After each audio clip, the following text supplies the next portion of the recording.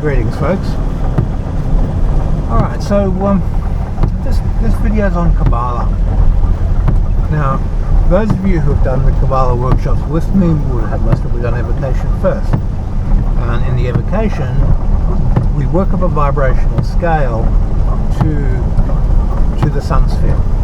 So you're working with elemental beings and other beings of the earth sphere, and then the moon sphere, and then we work through Mercury, Venus, up to the sun.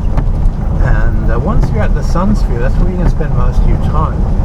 Your outer planets, as well as Mars and so forth, your ability to access them is a side effect of the sun sphere. And your ability to access them safely, even more importantly, is a side effect of working the sun sphere. Now, when you breathe the akasha of the sun in, and then you invite the light of the sun through the crown chakra and let it pass through the three bodies and stream it through you, you start getting threads of resonance. You come into resonance with the sun and the beings of the sun sphere. Then when you connect to the founder of Quabballah, which is Levum in the sun sphere, an archangel, and you invite Levum down through the crown, initially the light of Levum comes through, and you keep saturating that light through the three bodies until the angel Levum can come down, because now he's got a resonant field to function through. So through prayer you invite the light, and then the deity moves through that light. As this light connection forms, you'll find a stronger and stronger resonance with this deity. Now, once the resonance has been established, now you're in a position where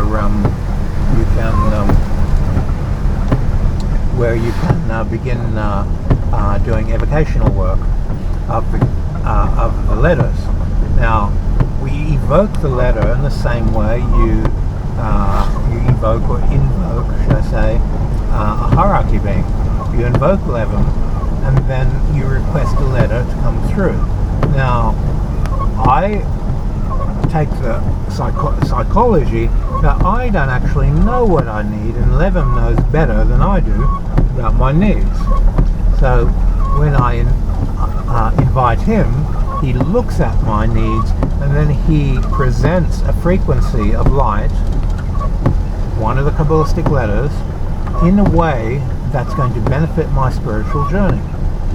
And then when I feel that light passing through the crown, I let it fill the mental body, allow it to overflow through the astral, and I let it flow through the physical matrix and into the ground. And I want to get it to the ground as quickly as possible so that the matrices can be cleaned. When you're cleaning the matrices, some very interesting things happen.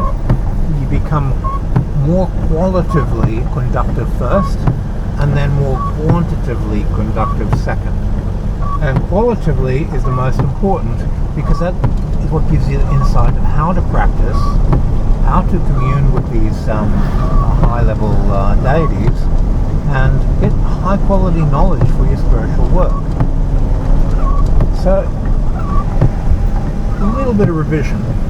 Once you've connected to the sun sphere, you draw the akasha of the sun in. I found that drawing the frequency of akasha from the sun for 5-10 minutes, even 15 minutes before the practice gives me a very strong resonance to the sun sphere and the archangels, the hierarchy of the sun. And once you have that resonance in the heart center, you feel the bridge of communications already there. Then once you've selected the deity you're going to work with, in this case it's Levum, the founder of Quabballah, and then you invoke Levum, the light will come down first, and once it hits a certain critical mass, then the deity himself will come down and saturate your field of consciousness. Now you're going to find that as you work with the deity, your ability to feel, your ability to hear and see, smell, taste, and the insight mind of knowing amplifies. This amplification will will be very reflective of your fundamentals. How well have you done your basics? Are you is your initiation process full or complete? Have you activated those sensory gates effectively? So this is very important, because if you haven't done the initiation work, then of course your evocation work is not going to be as clean as you want it to be. And then once you've invited Levim, let Levim choose for you what you're going to practice. And avoid asking questions. Just put a prayer out, invitation in, let the energies pass through you. Just allow things to happen. You'll find this type of psychology of just allowing the frequencies to move through you, you'll get a much higher benefit, because those deities know exactly what your needs are. Once you've passed it through the bodies and you feel your relationship to gravity in the physical matrix, and you feel the relationship to gravity in the astral matrix on your astral body, and how your astral body is subject to gravity, and how the mental body is subject to gravity and actually keeps you in through the mental matrix in this body, this gravitational relationship is what regulates materialization of energies.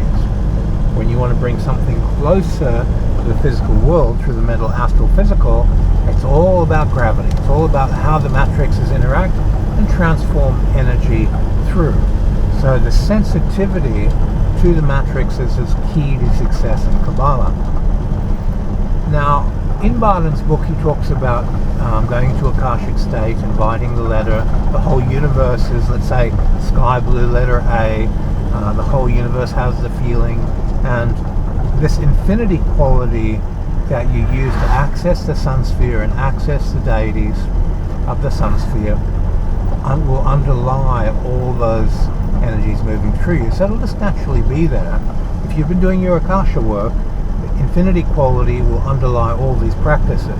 So you'll feel a sense of the universe is the frequency you're working with, because within one part is all parts, and you're paying attention to that one part that is universal. Everything is that frequency.